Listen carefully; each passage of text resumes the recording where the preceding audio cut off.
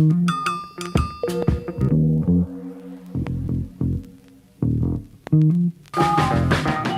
spent my whole damn life in the city. I could go for broke, but the capital is in me.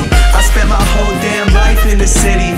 Anywhere I go, DC's coming with me. I spent my whole damn life in the city. I could go for broke, but the capital is in me. I spent my whole damn life in the city. Anywhere I go, DC's coming with me. I spent my whole damn life in the city. I could go for broke, but the capital is in me. Welcome, everyone, to District Divided, a DC sports podcast. More specifically, a Washington Commanders podcast. I am Amit, that is KDot, and this episode, we officially have ourselves a head coach. Dan Quinn, now former defensive coordinator of the Dallas Cowboys, is our new head coach of the Washington Commanders. We are going to talk about Dan Quinn. We are going to talk about a bit about the other candidates, a bit about the Commanders fan base reaction, what people around the league are saying now that it's official. I'm Amit, that's KDot. KDot, how are you doing today? I am feeling good. KDot is feeling really, really good. He is over the moon. He's going to get into that. We also have the comment mailbag, the after the pod. Before we begin, if you could please like the video, subscribe to the channel, hit the notification bell, comment as you always do. And KDot, Share this shit. Let me ask you a question. Sure. Are you familiar with a priapism is? No. Google it. That's what I got today. Okay, that sounds good. So without further ado, guys, let's get into it. Dan Quinn has been hired by the franchise to be the new head coach of the team. We went from, oh my God, we're going to get Ben Johnson, I think, to, oh, maybe we're not, because Schefter said something on the Pat McAfee show that's like, oh, well, yeah, I don't know. But that's okay. We got Mike Macdonald. We didn't get Mike Macdonald either. He goes to Seattle, and now we're at Dan Quinn. And so the Commanders fan base has had any number of reactions to it. Most of it like, man, retread, it sucks. KDot. Yep. You're over the moon about it. I'm fucking ecstatic. Talk to me. The floor is yours.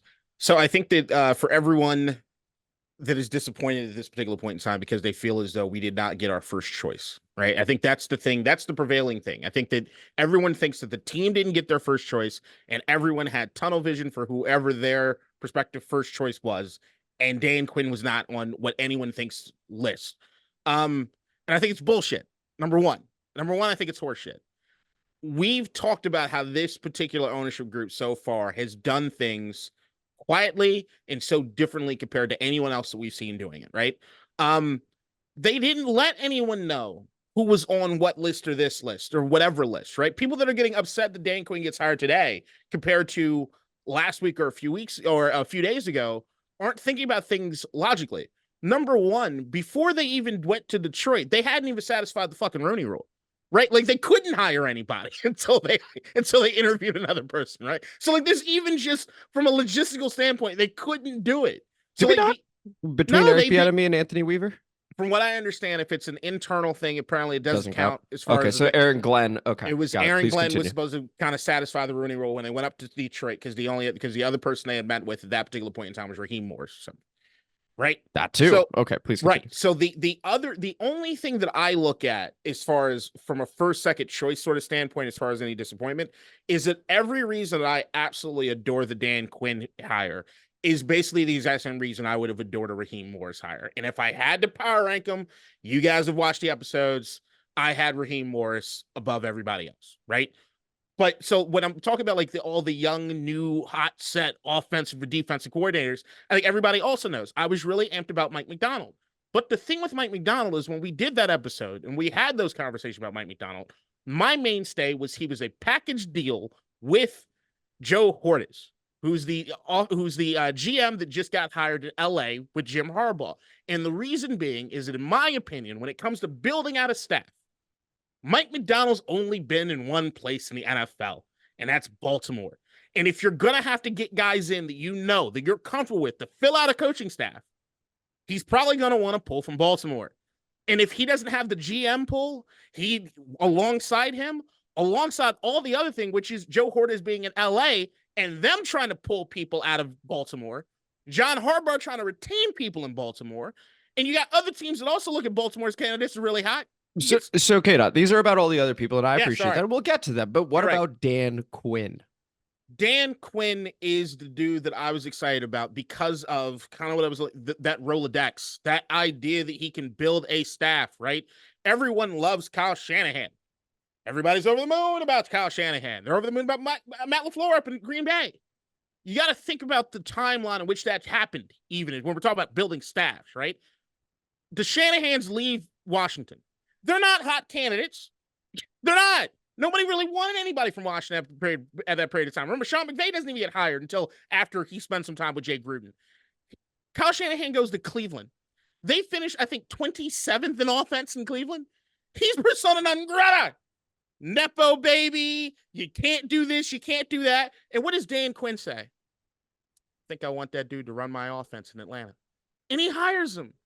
Matt LaFleur, all those guys were on the coaching staff in Atlanta. That's where Kyle Shanahan became the hot name, man. But you got to think about who gave him the opportunity. Dan Quinn. He's been around.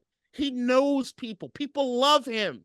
That's what you need when you're talking about building a culture that's sustainable. It might be the single most important thing you have when you're building a sustainable culture is you need everybody to have the same mission statement, to have the same vision. You sent me a video earlier today with Anthony Weaver doing an interview about what made Baltimore special. And you knew it was special to me because those are the things I've been talking about. I thought it was an AI generated video that you had made. I was like, this is everything you want. And that to me is when you're building something, right? And when you're here in Washington where, look, Adam Peach is awesome. He was the hottest candidate as far as front office, right? He never did the job before. He's never been the top guy. Josh Harris and this ownership group have never been involved in an NFL team before. It's just those guys. It's brand new, right? You could go and bring in a hot offensive defensive coordinator that has no head coaching experience, but when you're looking around the room for who has the experience and who knows what to do and what not to do at the highest levels, you need somebody with some sort of experience, man. And that to me is where like Dan Quinn really steps in. He knows how it is that you're supposed to build that football team. He understands it, the nitty-gritty of it. When you talked about like a few weeks ago when you were talking about Adam Peters and what he talked about when it came to Kyle Shanahan, being able to be a guy that could tell him exactly what it is he wanted. Yes. To have that articulation requires some experience, man. And when you look at Kyle Shanahan and getting that, you have to remember Kyle Shanahan through everything you see on his resume. The number one thing you have to remember is he's a child of Mike Shanahan. From the time that kid was in diapers, he's been around football. He understands football. That's when you see those guys that when you know a blacksmith hand down his tools to his son. Like that's what you saw with that, right? Mm-hmm. Even when Kyle got into the league, it was about Mike told him, hey, I'd love for you to come work for me, but you got to go make it on your own first, son. Right. That kind of shit. Like and I give Dan Quinn a lot of credit for, number one, knowing and seeing all the guys that are around the league that would love to work for him, but also having the foresight to hire dudes that end up being special, but also, very importantly, the leadership and communication skills, which you can only really get with experience. Yeah, absolutely. And so one little semantic thing I just want to add, but it also needs to be noted that Dan Quinn did want him. Kyle Shanahan was hired before Dan Quinn got there, but it was openly acknowledged that it was a package deal. So just in case somebody gets into the semantics, no, it's not true. They were a package deal. And so that was basically written beforehand that was going to occur. Right. Someone else that you did not mention, KDot, that was a part of those Atlanta Falcons staffs, Mike McDaniel, now head coach of the Miami Dolphins. So when you talk about offensive minds, because that's going to be the very important question in just a moment. We'll get to that in a moment. He's got people to pull from when it comes from Kyle Shanahan's tree, Mike McDaniel, Matt LaFleur, Mike LaFleur. Like there are guys that he knows that are plugged in that are going to be able to help. You may hear the name Clint Kubiak, for example. You may hear the name Brian Greasy, for example. You may hear there's one more Kubiak I'm forgetting right now, but like there are some people that you're going to hear about in San Francisco. There may be some people you hear about in Miami. Who knows? Who knows? Right. But the point is Dan Quinn is very experienced. Something I want to touch on is all the way through on the subject of Ben Johnson and that rumor. I decided to go back, KDot, and we threw this on the District Divided at District Divided on Twitter. You can find it in the description. And look for where did that begin, right? Because we heard about league sources saying, oh, Ben Johnson to Washington is going to happen, or I believe it's going to happen. And that's what ended up happening. So Dan Graziano on ESPN put out an article. I don't think he intended for it to spread like wildfire the way it did in our fan base, but he made a prediction. They asked him to predict, and he said many league sources believe that's going to be what happens. That's what it was. That's all it was. And then all of a sudden you end up hearing all these different people saying it's definitely going to happen. That's where we all got riled up, folks. It was just from that. Not once did Adam Peters say anything. Not once did Josh Harris say anything. And not once did John Keim say he was hearing this from inside the building. In fact, he said this is as quiet as it's ever been. So we talk about leadership for this role. KDot just mentioned new owner, new general manager, first-time general manager, proper, first-time owner in the NFL. You're going to probably have a rookie quarterback.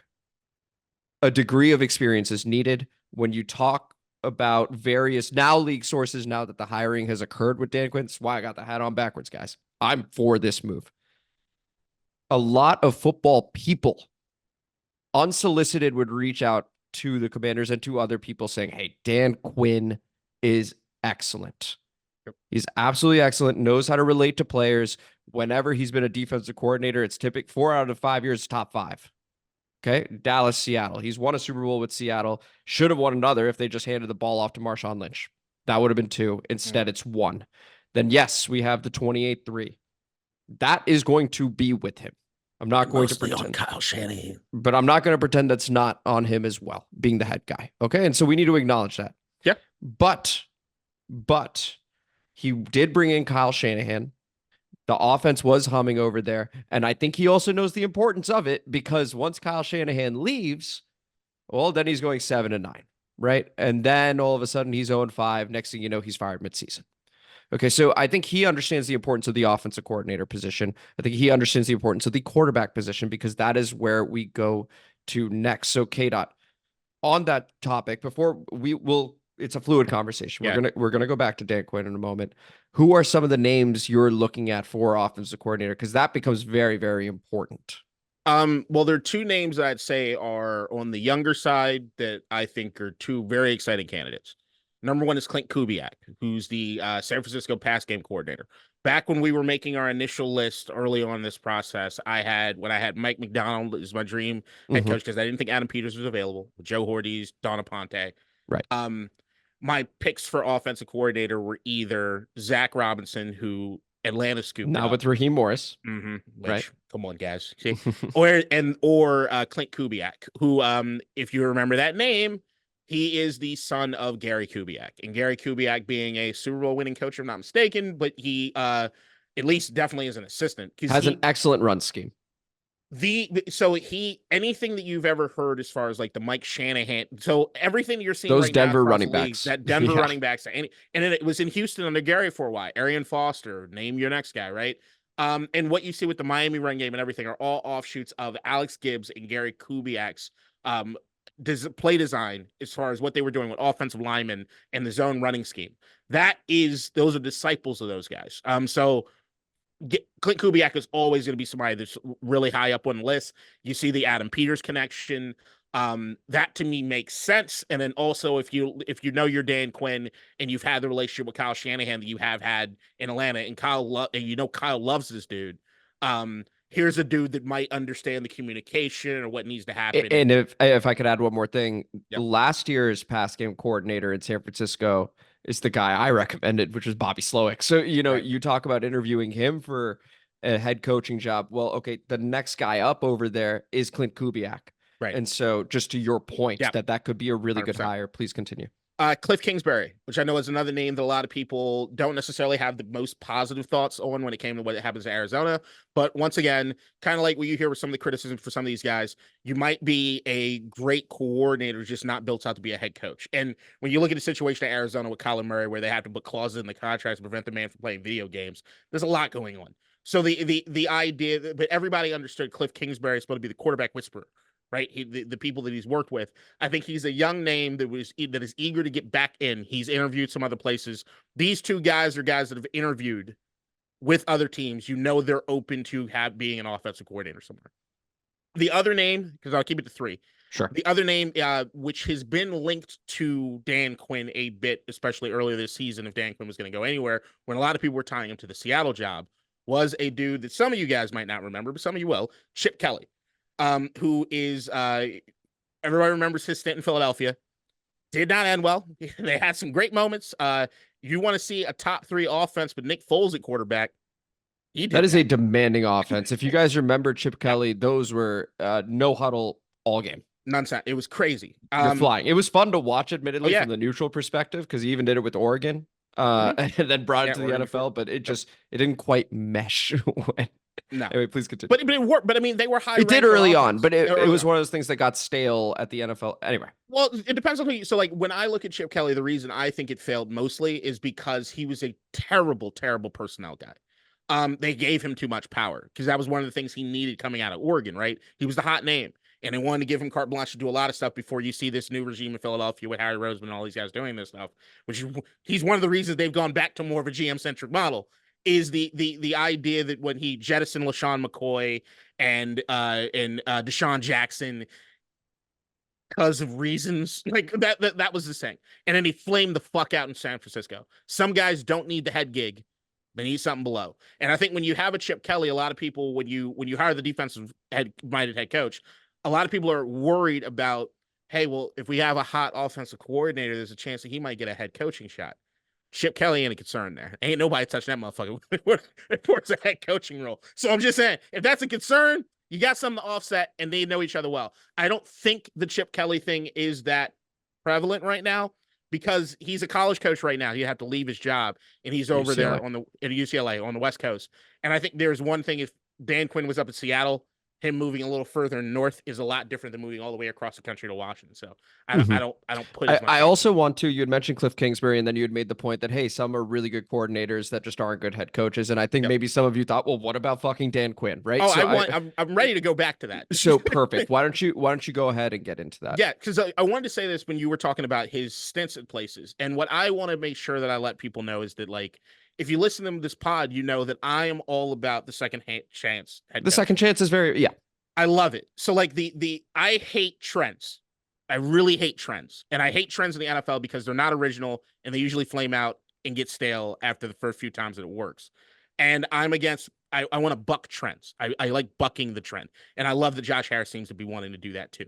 But to me, it's when you talk about it, the retread, that word I fucking hate. Right? It's got a negative connotation to it. I undoubtedly. Hate it. Yep. Right. So, but you look at all the coaches that didn't win their first time. They look at second times. Everybody, Bill Belichick, Don Shula, Mike Shanahan, Pete Carroll, Andy Reid, Tom Coughlin, Marv Lee. They're guys, right? Great guys. But the thing that you look at with those dudes and you try to compare it. I see a lot of people trying to compare Dan Quinn and Ron Rivera. The thing with Ron Rivera is that he had no time in between when he was in Carolina to when it is he had the Washington job. There's like no real gap in between there. Remember, Dave Tepper gets the job, fires his ass as soon as he possibly can, right? And then Ron kind of sits back for a little bit and then accepts the job after going to Joe Gibbs' house, whatever, takes the position and everything. And what Ron tried to do was basically take everybody he had in Carolina and just install it here. And that's a red flag because it didn't work in Carolina. They got to one Super Bowl, but they flamed out. If you don't have a Cam Newton and a Luke Kuechly on your team, it ain't going to work, bud. You can't run the same formula back. The thing with Dan Quinn, he's years removed from what happened in Atlanta. And if you listen to people talk about this, and this is all on record, what he did after experiencing failure is huge to me. So after the 28-3 loss in the Super Bowl, what people don't know, and shout out to John Kine for talking about this because this blew my mind. The first thing Dan Quinn did was reach out to Terry Franconia, the Cleveland Indians manager. And he asked them and talked to him about what it was like blowing a 3-1 lead in the World Series. He wanted to gain, what did you learn? Because Terry Franconia is very successful even post that. He wanted to know, what did you do? What are my takeaways? What do I need to look out for? Then beyond that, he went to the NBA and fucking talked to R.C. Buford, the San Antonio Spurs GM, after they blew a 3-1 lead. What did you guys do? What kind of guys were you looking for? How'd you bounce back? You guys had success after this. I want to learn from you. You heard me tell the story last week. When he left Atlanta, what did he do? He picked up the phone, start calling everybody in the coaching staff, start calling the players. Hey, guys, what can I do differently than I did so it doesn't happen again? when everybody wants to go on YouTube or Twitter and everything and talk about the people that have the most success places, right? You talk about like your Steve Jobses, the creme de la creme. And what they always tell you is that in order to be successful takes fucking failure. You have to fail. You have to fail sometimes ugly and miserably and horrifically, and no one should believe in you. And that is what builds up the comeback.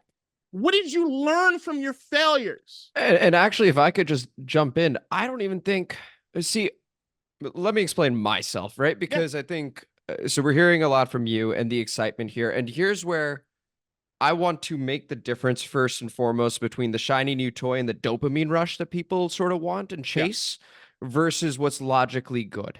It's not always the same thing, right? Sometimes you'll make a myopic decision in your day-to-day life and you'll feel good for a moment, but then actually, you know what? It didn't really, you still feel stuck. You didn't actually get anywhere. It felt great though, right? That is what I think we ran with when it came to Ben Johnson. Could he end up being a great coach? Yeah, he could. I mean, could Mike Macdonald in Seattle? Yeah, he could. But, and I want to make this very, very clear. As I looked more at Dan Quinn, as KDot and I, we've been talking a whole lot via text, even in the previous episode. As I looked more at Dan Quinn, we had time to settle, and I saw what the front office was doing. I actually really, really like this hire because you look at the first 3 years. Forget the Super Bowl for a moment, which, by the way, he went to one in his second year. Right. Like, that's incredible. His biggest issue was not being able to replace the coordinators, ultimately. That his first stint was excellent. If you break it up into two parts, his first part was excellent in Atlanta, and then the issue was he had to take over the defense, and it was too late. It just didn't go well. He became head coach and defensive coordinator. When Kyle Shanahan left, it was Steve Sarkisian. It was fine, and then it was Dirk Cutter. That was part of the problem. His initial staff wasn't a problem. He actually put together a damn good one, and yeah, it was the biggest blown Super Bowl, but they had it. Okay, so like, he is actually a very good coach. He's very well respected by everybody. The difference between Ron Rivera and Dan Quinn, to me, is that Dan Quinn is a football hire. Ron Rivera was an adult in the room hire that needed to go to Joe Gibbs' place to be like, should I do this? Joe goes, yep, I need to say this. Yes, you do. He takes it, great, brings in his Carolina guys. We could all tell that wasn't going to be great because there was no Cam Newton. We just knew, right? But we also had a toxic culture. No one was going to take this fucking job. This is different. This is a guy that knows defense, that has adapted defense. The same scheme he had in Seattle, he did not run in Dallas. He has adapted to his personnel. Look at the pieces we have on defense. Jonathan Allen, Deron Payne, Jamin Davis, by the way, I think could be very good in this defense. Emmanuel Forbes, a ball hawk. He had Deron Bland over there. He had Trayvon Diggs over there. He had Stephon Gilmore over there. Jordan Lewis over there. He's got a number of guys that end up making plays. I don't think many of you knew who Deron Bland was 2 years ago. No. Can I add something to that piece? Yeah, go ahead. Just this quickly. When you talk about the scheme that he brought from Seattle to Dallas and how different it is because he molded it to the players, another story is he went to the NBA. He asked them about how it is they do positionless basketball in the NBA. And how do you look for dudes that kind of fit versatile roles and stuff?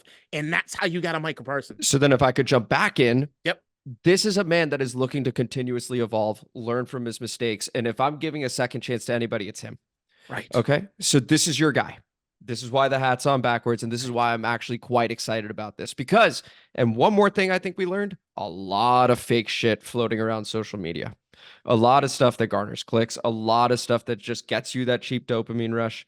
But when you actually look, right, at some of the stuff that KDot's talking about, at some of the stuff I'm talking about, and you go beyond surface level, you actually find a damn good candidate, right? You actually find adults in the room in form of new ownership, in form of new general manager. You find people that want to build a sustainable, successful model. That's what this is. Any final thoughts, KDot, before we move on to the comment mailbag? Because I think otherwise we're just going ad nauseum. Right, tons of them, but to keep it quick. The thing about Dan, especially coming outside of the Ron Rivera era, is number one, Ron was doing too much. We hear in the press conferences at the end that he finally, in the last 5 weeks of him being here in Washington, thought he was coaching. Finally, he felt like he was a manager more than anything. Adam Peters is here, bud. You ain't got to do that. Focus on the coaching. Oh, right. And the personnel versus the G, that is Right. huge. You That is focus on the huge. coaching, focus on getting the culture and the coaching right. And then from a culture standpoint, the one thing that we've been so fucking upset about here in Washington when looking at Ron Rivera is that milk toast, not reacting to anything, and this laissez-faire attitude that's in the locker room and everything. And the number one thing you hear about Dan Quinn and everywhere he's going is what a pleasant, forward-thinking, communicative environment that he builds, that everyone loves going to work and they love working hard for him because he holds you accountable, but also it is so open. I love this so fucking much. And the other thing, as far as the fans go with this shit and everything that's happening on Twitter and everything, I thought about this morning. Tell me if I'm wrong. You want to save this for after the pod, or you want to do this now? Yeah, fuck it. We'll save it. Okay, we'll save that for after the pod. Yeah. Let's go over to the comment mailbag, where we have a number of comments. We were trying to decide whether we should go most recent to oldest or just the classic. Before, we had actually agreed on most recent to oldest. I'm flipping it back, KDot. Let's just do it the standard way. Okay, so we got a couple videos to go through real quick. The first one was the head coach update, and this is when Ben Johnson was supposedly a lock. So that was the context behind that video. So beginning with HTX78, shout out. No one hires Bill Belichick for head coach. Would he be willing to be a defensive coordinator for Washington? That was the question at that time. Honestly, I doubt it, just because he's going for the wins record from the head coaching perspective. There are going to be a number of jobs. We've talked about this before with Dallas, with Philadelphia, with Buffalo. I'm willing to bet at least one opens up. They'd be crazy not to look at Bill with the rosters that they have, KDot. I'm telling you, Bill, Mike Vrabel, and I think to a certain degree, one of the reasons Ben Johnson did not say yes is because how much work it involves to change Washington. If you just wait out this cycle for next cycle, there's some really, really attractive jobs available. Absolutely. And then there's actually a reply to it, which is that Bill will get hired next year. And that is Josh LMB 21. So Pete Carroll. Yeah. Vrabel. I mean, there are a lot of guys. A lot of guys. Then we go over to Dennis 2782. Shout out, Dennis. After Sunday, if Baltimore shuts down Pat Mahomes, Andy Reid, Mike Macdonald is number one, and I'll be all in. And the Seattle Seahawks completely agree with you. It was one of those things. Adam Schefter came on Pat McAfee today and was like, well, the reason I said one, maybe both were wrong in reference to Seattle and Washington, Seattle getting Dan Quinn, actually, and Washington getting Ben Johnson, is he knew Mike Macdonald was going to get a job. He just didn't know where. So weren't far off, Dennis. It was going to be Seattle or Washington based on what Schefter knew, but we also know no one really knew anything when it came to this. And so Mike Macdonald now in Seattle. Then we got John Rassel 4803. Shout out, John Rassel. Ben Johnson. That is the comment. Should I say what I wanted to say? Yeah, of course. Go ahead. If you're upset that Mike Macdonald's not here in Washington, I found it easiest to blame Dan Snyder. And if you ask me, well, how is that the case? Mike Macdonald's wife, who he loves very dearly, was a Washington cheerleader. And I'm sorry, but if anyone knows what happened when Washington cheerleader, I don't blame anyone for not wanting I saw that. So then KDot texted me, and I actually had bookmarked a tweet that I found hours before that about that. And I literally was just like, oh no. Yeah, we're fucked. Oh no. I didn't even retweet it or anything. I just bookmarked it because I was like, this is the type of shit we're fucked. Please. Yeah. Anyway, we go over to Island Boy 3429, shout out, with a couple comments.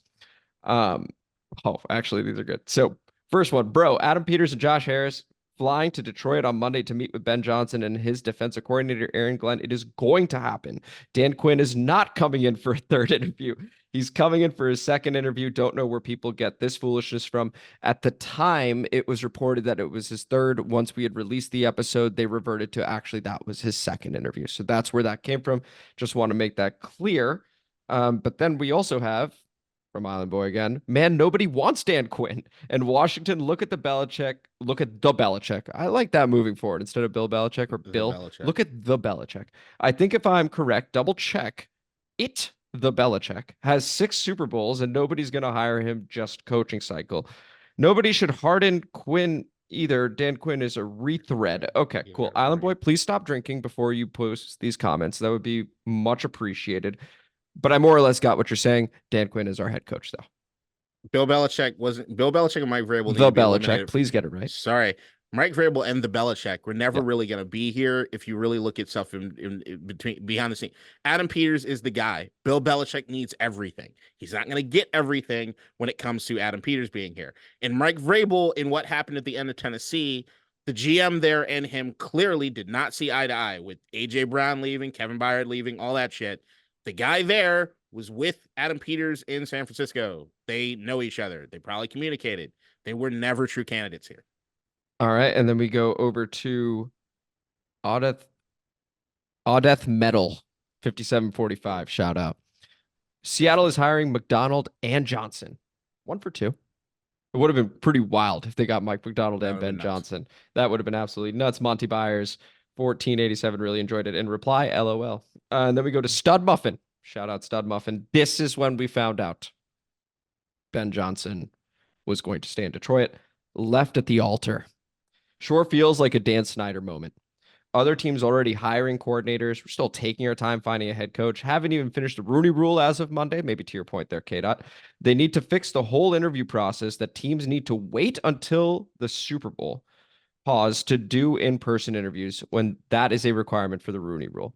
Seahawks interviewing Mike Macdonald before us, but we still won't know if any future interviews pull a Ben Johnson, stay with the current team. Okay, right, in reference to maybe other guys decide, like Bobby Slowick ends up extending over in Houston. This has been really dragged out as there were 8 openings. Now there are 2, and 1 is us. And ultimately, we were the last one open there, KDot.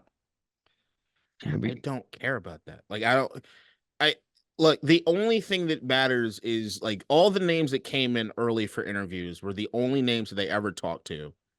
And we picked one from the list. If they had opened it back up today instead of announcing that then you might have a problem. But I would agree. None of us know what their list looked like in the order in which their list was, as far as who was the main guy that they wanted and who wasn't. You just don't know.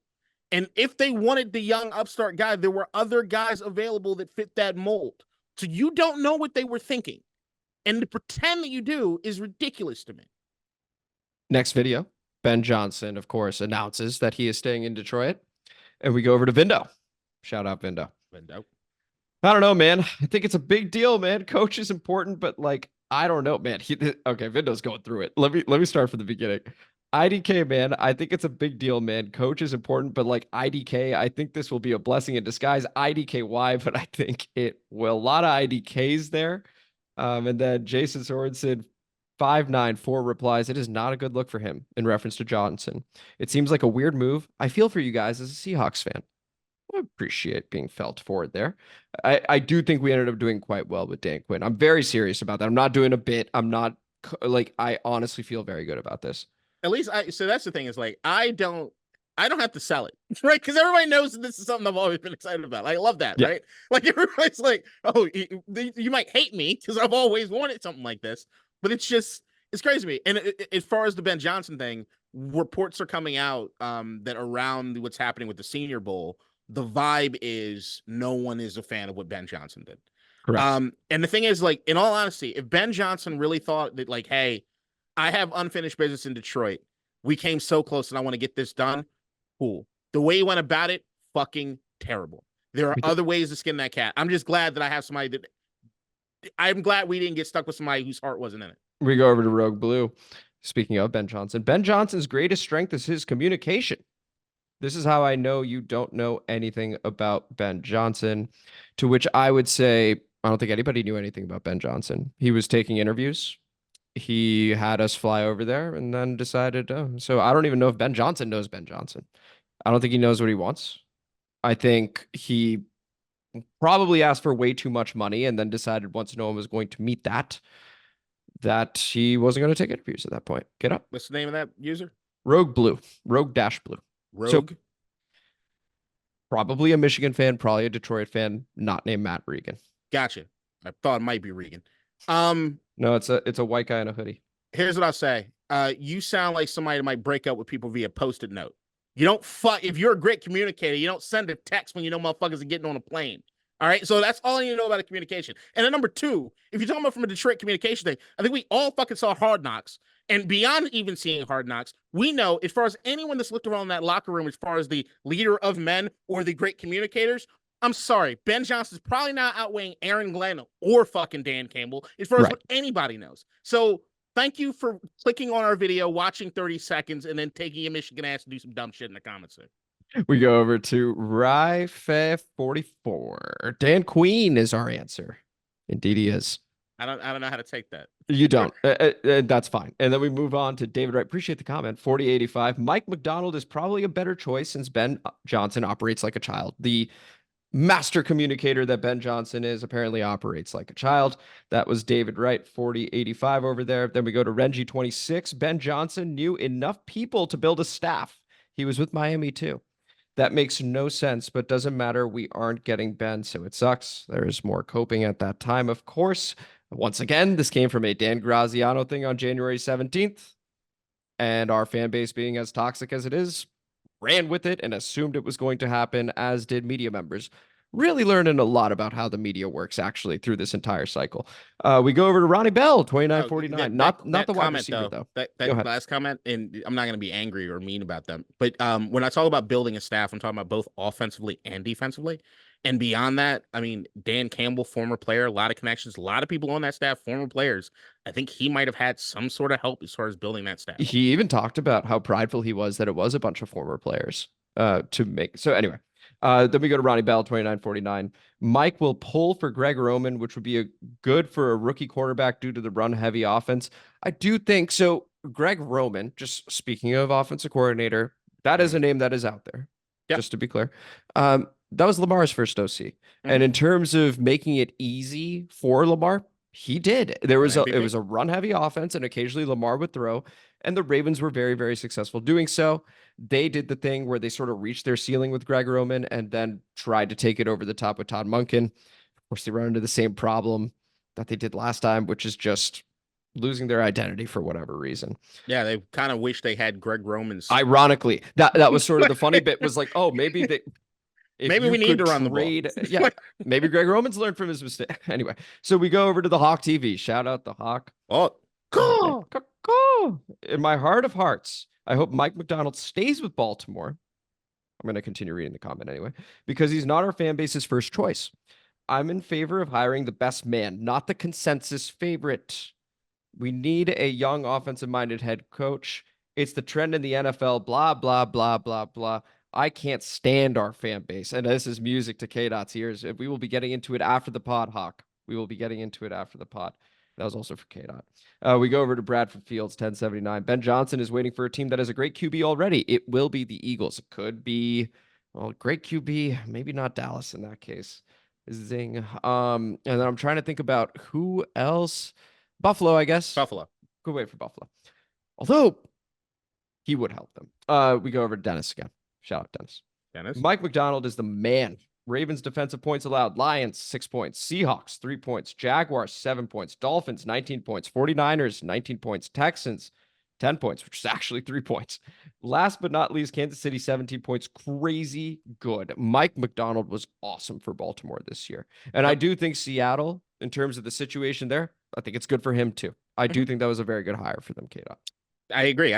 My only concern was pairing a first-time head coach with a first-time full-time GM with a first-time owner, and what his Rolodex looked like as far as the staff, which we will see in Seattle. I'm also curious how much Pete Carroll has to do with that. Absolutely. And then we go, because he already sounds... Pete Carroll does not sound happy about being there right now, too. No, so that's the thing, is like, I can't imagine Pete Carroll's going to help too much. I mean, I think it would be awesome for Mike if he did, because he has connections. But you're even seeing some of the ideas or some of the names being floated in Seattle right now are like first time to the NFL guys. So like they're going to be going after like college coordinators, things like that. And that's not my cup of tea. We go over to Angela Anchi, 7542, shout out. Sick of talking about Ben Johnson. Good news, we won't be doing that anymore. And then we go over to Vindo. This is the very last comment. This is after we hire Dan Quinn as our coach. Quinn is an oh shit hire, but definitely better than anyone we had in a while. Has some inside knowledge of Cowboys, also helps. Plus, I wouldn't be surprised if we stole Parsons or someone from that defense too from them, given we have a ton of cap. I know it sounds ridiculous, but IDK, man, this front office doesn't give a shit what media says, and honestly, I like it. The question is, who will be the OC? that will heavily determine if we take a QB in the first round. Everyone says we will.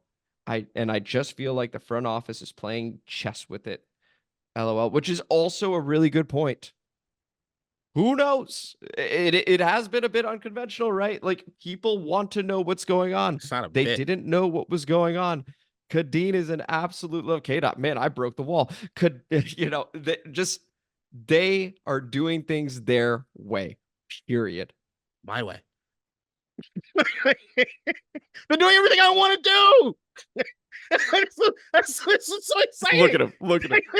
Dude, if you go back and listen to this podcast all from the beginning, before we were just the Commanders podcast, they're doing everything I want them to do. Like, this is just like, holy shit. Like, this, I fucking hate trends. They're not doing it. Look, number one. Hey, do me a solid. Make this a short. Please continue.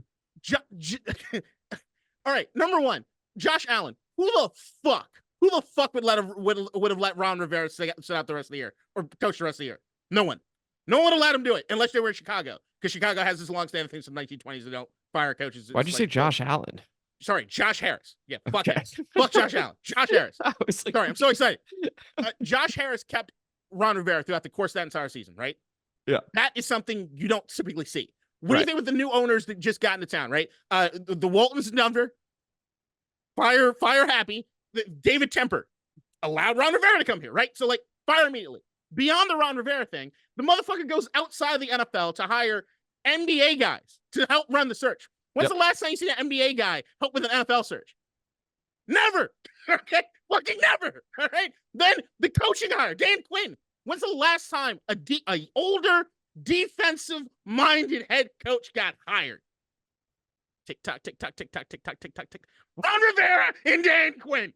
He is saying, fuck everybody. We're going to do things our way. The new Washington Commanders way. We are building something, people. We're building something. It's fresh. It's new. It's new.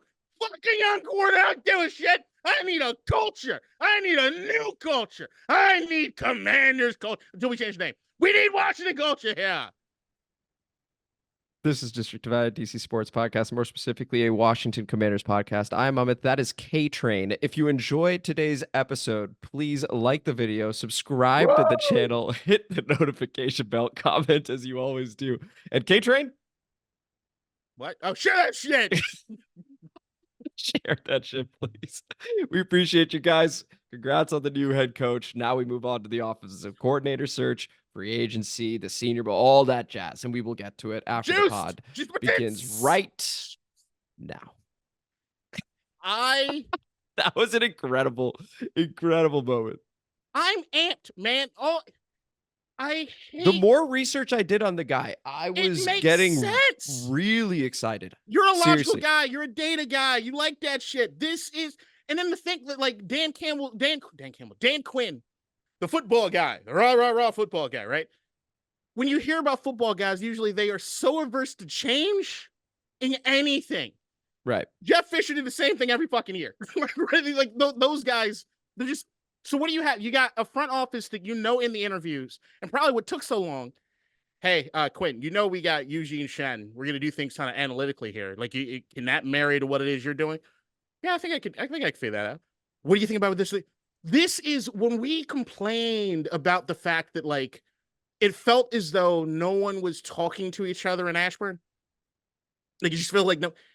This feels like these are everyone I'm seeing are dudes that are so open to new ideas. Like, there's nothing. They're going to the NBA.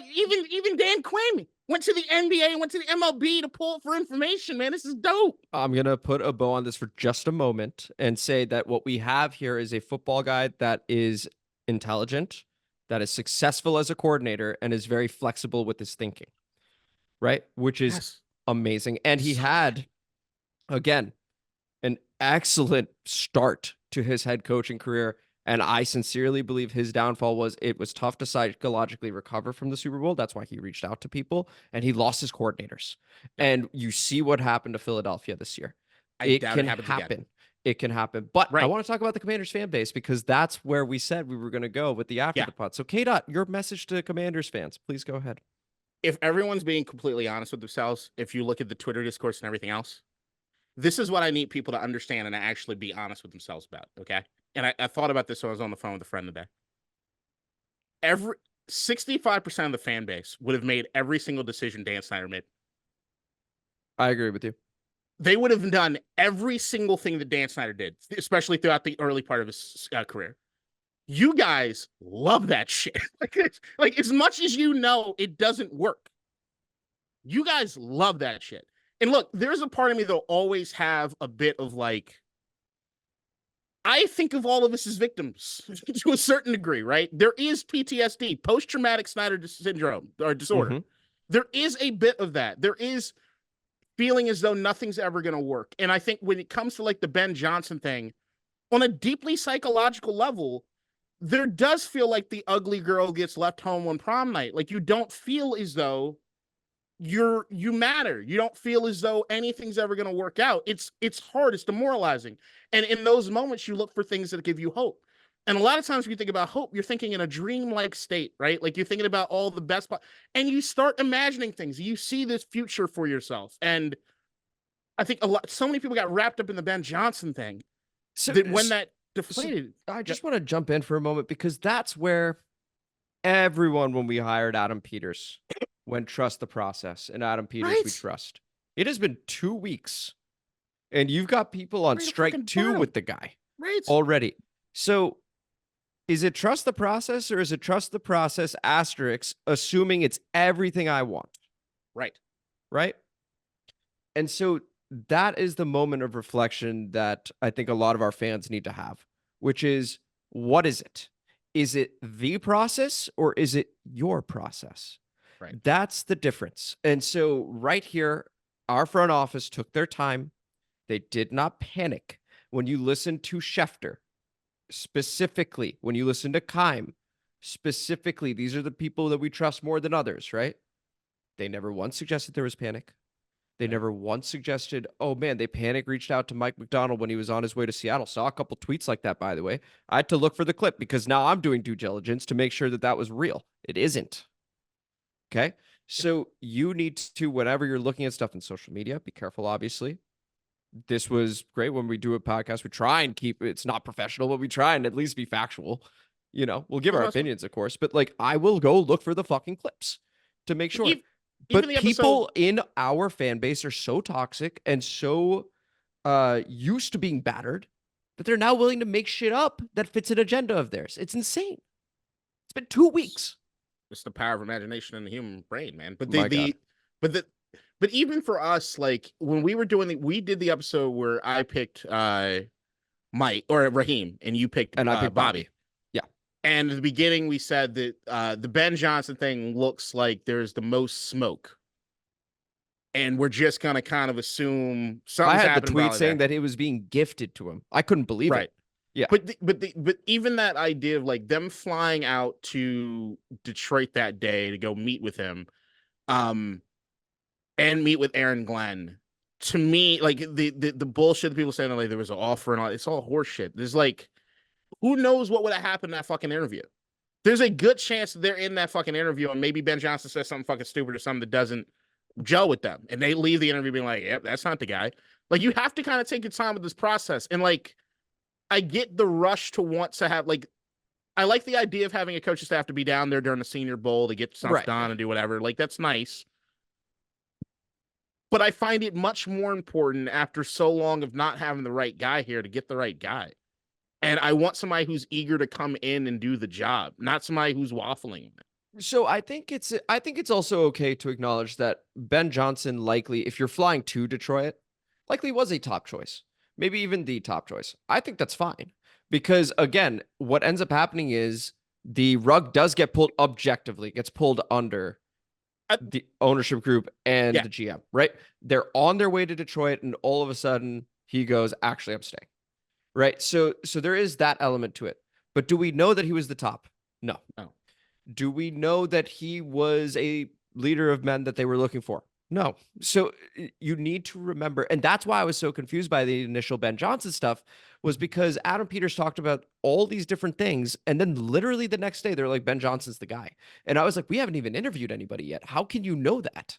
And he It, doesn't fit the it description just what Adam Peters didn't said he wanted. make sense. It just did not make sense. And then it did once it was like, Graziano, and he didn't even mean to, I don't think.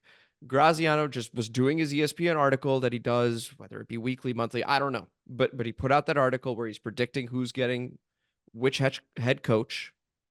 He made a prediction and he said leak sources think about a new ownership group that they're going to get these guys.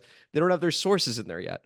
So like anyway, that whole thing was definitely an exercise for me, KDot, definitely an exercise for a lot of the fan base of just like, it's okay to use your brain, because initially I did, and then I got swept up in it too. Yeah. But initially it was, that doesn't make sense. And I wish I'd stuck with that longer. I stuck with it for the first 2-3 days, came out with the Bobby Slowick tweet being like, these are where the connections are. I don't see the connection of Ben Johnson other than the Spielmans. But I think that's where, so like I go back and listen to that Adam Peters presser. Mm-hmm. And what the way he described, I don't know how you can gain that any one of the young guys fit that description. I just don't. And I think that's why I had pivoted and moved on to Raheem Morris a while ago. Like what I was looking for as far as my top candidates were what Adam Peters said he was looking for. Like I was in lockstep with that. And that's where I'm like, look, I'll be completely honest. When I heard the Ben Johnson smoke, I was disappointed. I was disappointed. Like there was a part of me I was disappointed. Well, because you hate trends. I hate trends, but I also like, I don't want a bad candidate. And I don't think anybody here is bad. Once again, I would have been happy with my Macdonald if the other pieces fit for me. Sure. Like that's the thing that I think because staffing has always been super important to you.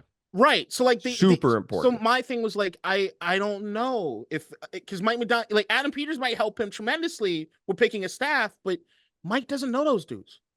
Right. So like, what does that do? Like you need the coach to have buy-in with some guys, right? Or at least understand how to communicate with them. So just, I didn't understand that. And like the idea that you're going to glean all the leadership you need to know, all the abilities of someone's leadership in 2 or 3 interviews to give him a 5 or 6 year contract to say, run my multi-billion-dollar franchise. Like, right. It's a big deal.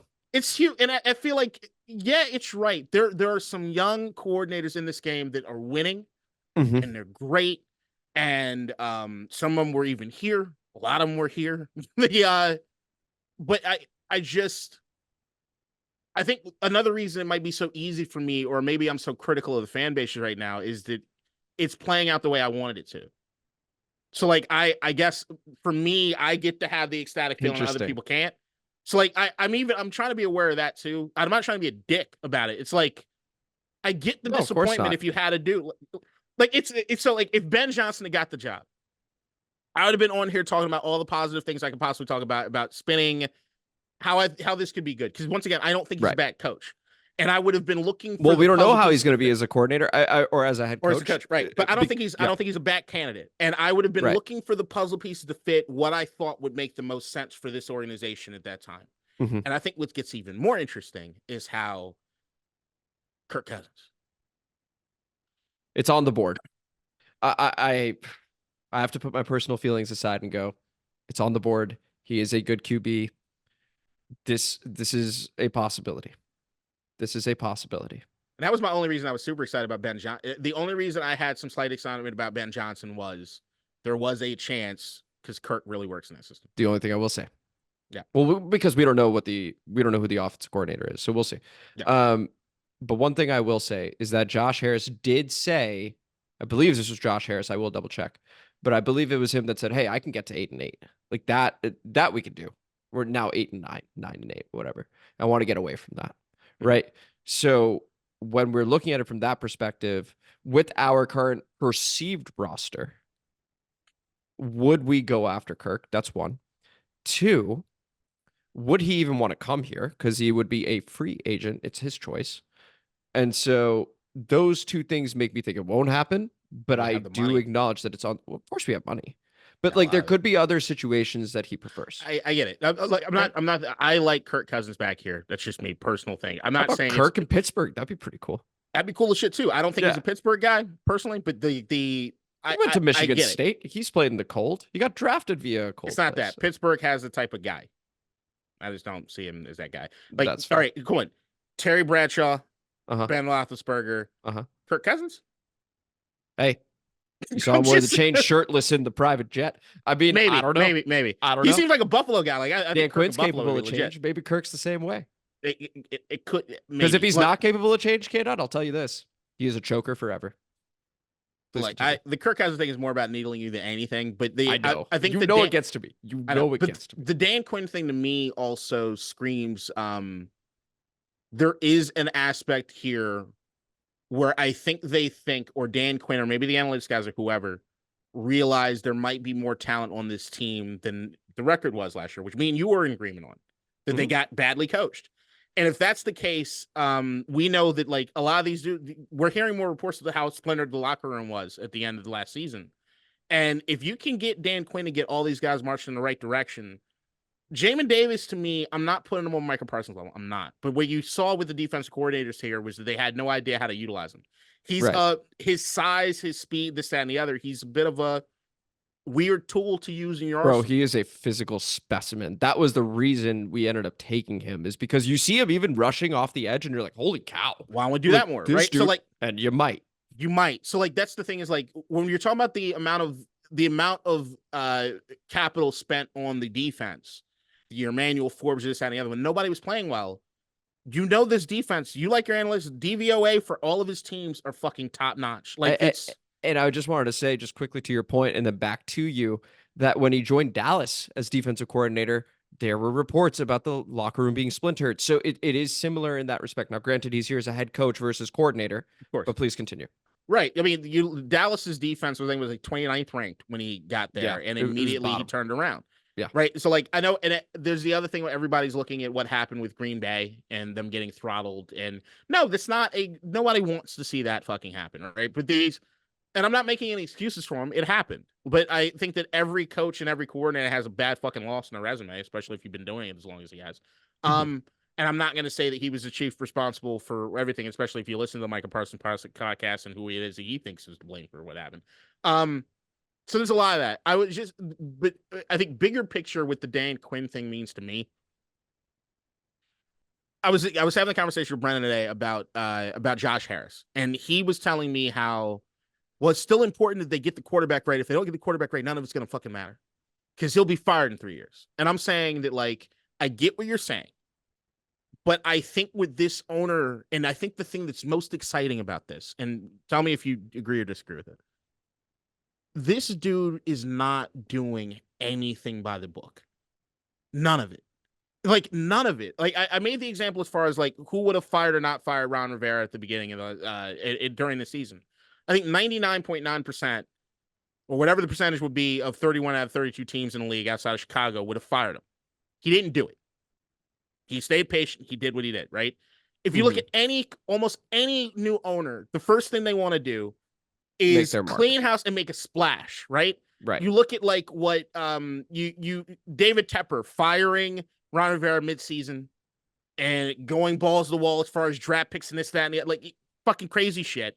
Then you got, like, in Denver, what'd they do? Russ Wilson. This is a lot of you're buying tech stock in the wrong companies versus maybe just investing in the safer stuff. Like, but it will grow. I get where you're coming from there. See, that's the other. Is it safer? Yes. Is it with Dan Quinn? Absolutely, it's safer.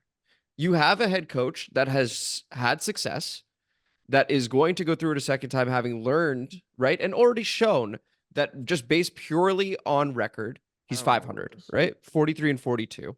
That's based purely on record. Okay. But he's gotten to a Super Bowl, which is excellent. Right? Okay. Not I'll every rephrase it. I'll rephrase it. Okay, go ahead. Of course it's safer. Yeah. And I'm all about it. Ben Johnson could have been a fucking disaster, but he also could have been excellent. We don't know. Yeah. What I would say is, especially for a new owner, is it safer in the church public opinion, in the court of public opinion? No, it's not. Right. And to me, what I adore more than any other single thing is he said, I don't fucking care. Yes. I'm doing there. what's I right. agree with you. There, I agree with you. Right? We know if Dan was still here and he heard what was happening, it wouldn't have gone down this way. It just wouldn't. Now, Right. here's the thing. Whether or not any of these guys would be options is a whole other thing, right? But we know it wouldn't happen this way. Yeah. There is an element to, I don't fucking care. What they say doesn't matter to this. Right. And especially early on when he knows he's got to get buy-in. They want a new stadium. There's talk that he wants to even change the fucking name potentially. Like, there are things that he needs the buy-in from, but he realizes the only thing that's going to matter is, are we winning games? And this to me screams someone that said, I don't fucking care about what ESPN is saying. I don't care about what they're saying on Reddit. I don't care what they're saying on Twitter. We're doing what's right by us. And we talked about it last episode. And you did get a little mad at me for subconsciously putting it in the brains of Commanders fans that this could happen quickly, but it could. Right? We are in the NFC. We're not in the AFC. When you look at our landscape, it is easier. The next big thing, KDot, and we're going to spend time talking about it, is offensive coordinator, right? Which Dan Quinn well knows how important that is. It's vital. Right? It's vital because the system needs to be excellent, and how important it is, and this is to Brendan's point, how important nailing that number 2 overall pick is, because you don't get this opportunity every day, right? Let's see if they stay there. Again, everything's unconventional. I don't think you can make any assumptions about what these guys are going to do, to your point, right? We have no idea. But what I can also say is that after 3 years, if they don't get the quarterback position right and the results aren't there, part of being in a new environment is it eventually affects you also, right? So right now we're seeing new energy from ownership, right? New ideas and thinking from ownership. But come year 3, is that still the case? I don't know. I think so. Maybe. But there are also situations where we have head coaches, for example, that come in wanting to break the grounds on certain ideas and thinking. It doesn't work a couple times. They get spooked. I don't think Josh Harris is going to be that way, but we don't know either. We'll see. The reason I understand what you're saying. Yeah. Completely. So Brendan brought up the point about the quarterback thing and all that. And like, if I had to pick something right here, right now, I need to wait for the staff to do any of this, but like, I want to trade back already. You've been pretty spot on so far. I'm consistent. So like that you are. And here's the thing: if we're losing a bunch of games, then come after me. Come after, this is strong advice for everybody to fucking come after me. I was wrong before. I was wrong about Carson Wentz a couple weeks. District Divide's about us and our fan base.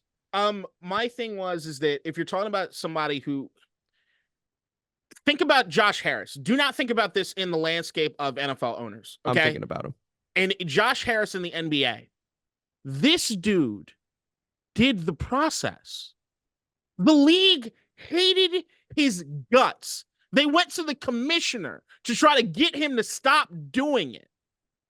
It was a multi-year, long, hard, terrible, not selling tickets at all process that he said, we're sticking to it. And he did. Then if you look at him, Brendan was out, he's just going to fire the coach. The first coach he had, who was it? Whatever, Larry Brown. Quit, he retired to spend time with his kids. The next coach he had, Bruce Brown, 5 years. He gave him 5 full years. Doc Rivers then gets hired because Doc becomes available. He should have fired him after year 2. He gave him another year. So what you're saying is we have a very, very patient owner overall. You have an owner that's not going to buck. He's not going to buck just because people don't like what he's doing. But he is patient as well. He's patient. And that to me is like, fuck you. I didn't put it together. I'm too excited. You piece of shit. I just said he's that's all I said. I am kind of said an asshole. You got to pass aggressive. Yeah, you cunt motherfucker. I did not realize what you were doing until just now. I was being so sincere. Okay? Patient. You piece of shit. He is. And then he fires Doc Rivers because Nick Nurse becomes available, and Nick Nurse is light years ahead of anything that Doc Rivers was doing, especially after blowing another 3-1 lead. You can't blame. He did a year late. My thing is that here's a guy who's so open to new ideas. Mhm. If they don't have trust the process, there is no Joel Embiid. It's a direct line. That is true. Direct line, right? That is Like true. they're not competing. Like it's a direct line. So the idea that he is not, you cannot compare him to anything that's happening in the NFL because so far he has not done anything anyone else is doing. I just asked you earlier to name the last time that a defensive-minded older coach got hired. Oh, I'm sorry. I didn't even listen to the question. I'd love for you to ask me again because K-Train was in my head and I was just letting you go. Fair That enough. was my creative control moment for this pod, was like, I should not say a word right now. Just let you go. What was the question? Defensive-minded coach plus 50 that gets hired As a head coach? as a head coach. Let's see. Defensive-minded coach. I might be over wrong. 50. I've got 3 names. Okay, who are your names? Vic Fangio, John Fox, back when Peyton Manning won the Super Bowl in Denver. It's like a decade ago. Wow. Okay. Ron Rivera. Okay. Yeah, of course. And Dan Quinn. Oh, now Dan Quinn. No, okay, Dan Quinn in Atlanta. Yeah, but he wasn't over 50. Oh, fuck it. Then never mind. Less than that. Yeah, so this would be the third. So what I'm saying is, like, when people talk about like the safe pick, right? Yeah, I agree. It's a safer pick. That's why I like it. But in the court of public it's a known opinion, entity. I don't know that safer is necessarily that's the why word. I don't like It's that a word. known entity. It's a known entity. But the idea is, as much as people think this is a boring thing to do, it's actually the opposite. If you look at the rest of the league, It's boring in that it's known. That is it. That is the only reason it is considered boring, KDot. If Dan Quinn were a new coach, right, that had a top 5 defense in Dallas, this is exciting. That is just the way it works. it's just stupid. I'm not about to disagree with you. I'm just telling you how it works. I got that's you probably summed it up better than that. Everyone's chasing their chemicals. That's what's happening. But the same people getting upset that like Mike that Vrabel was the problem with Dan Snyder, is he kept chasing his. That's why we are where we are. Yeah. Right. So that's why when you have the commentary on the fan base, I agree with you.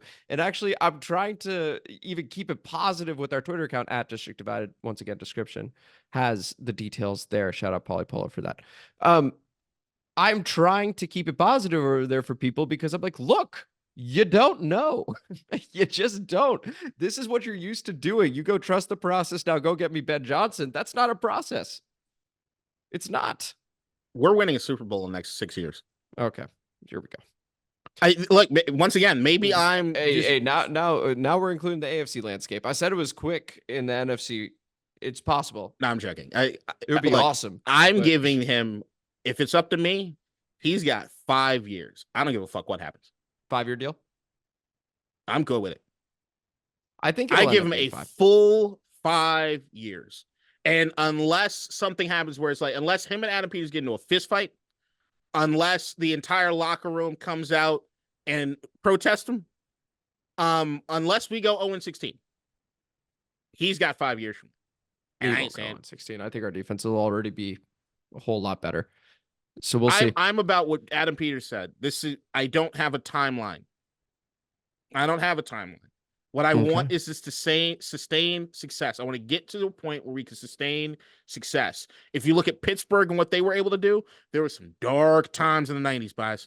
Before Bill Cowher, there was some dark times in Pittsburgh. You look at Baltimore. Before they were the Ravens, they were the Browns.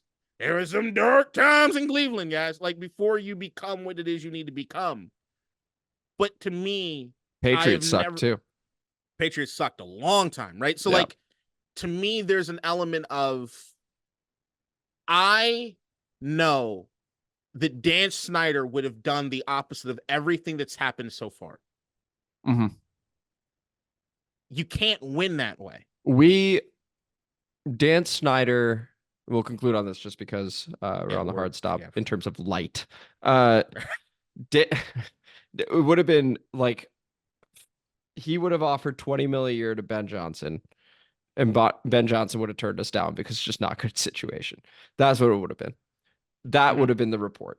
was we tried really, really hard, but he didn't even want to come here because of all the shenanigans of the past. So which is that's why where we that's would at. have never had a GM in the first place, because the Right. coach would have had to been the guy to get it.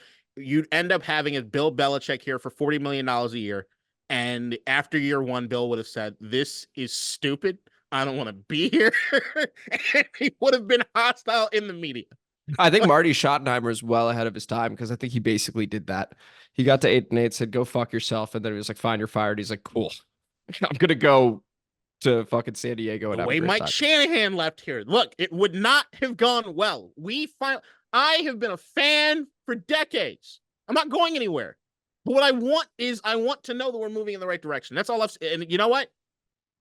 A+, guys. A fucking plus. And on that note, we will see you guys next week. We normally do the Friday 2 p.m. This is going to act as that. So we're releasing this immediately. We'll see you guys next week. Until then, take it easy. Enjoy our new head coach, Dan Quinn. Share this shit. Share the shit, please. In DC, we're just hoping that you listen.